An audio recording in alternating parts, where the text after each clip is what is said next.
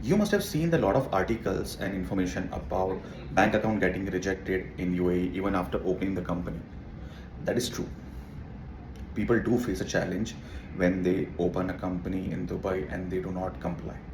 Now, in my previous videos, also I've mentioned that selecting a right activity and right jurisdiction, qualifying free zone or non-qualifying free zone, has to do with bank account as well. Now, let me give you simple bifurcation. In UAE, there are 80 free zones, more or less, whatever it is, but the banks are limited. And free zones do follow their own policies, they have own activity numbers and the bifurcations, descriptions. Now, banks are following the standard regulation defined by the Central Bank of UAE. Now, even if you go with an XYZ free zone, if that activity and the requirement is not matching, why bank will open your account? There's the first problem. Now there's another problem as well, that sometimes it is not related to the activity.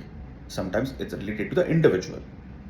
Simple example, if I want to open a bank account, I have all the documents, I have a visa, I have everything.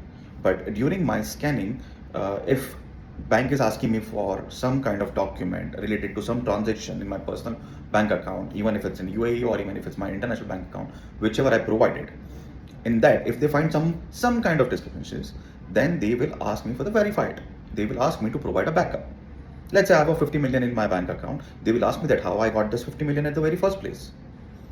They want to know that money is actually from the business, or maybe I've sold a property, or maybe I did some business deal and I got that payment as an advance. So they want to know how I got that money in my bank account, my personal bank account, irrespective of country, that it is not dirty money. Then only they will continue the process. So one, it can be an activity, another, it can be an individual. So that doesn't mean that opening a bank account is a responsibility of corporate service provider. Of course, it is part of our process, part of our services we do support.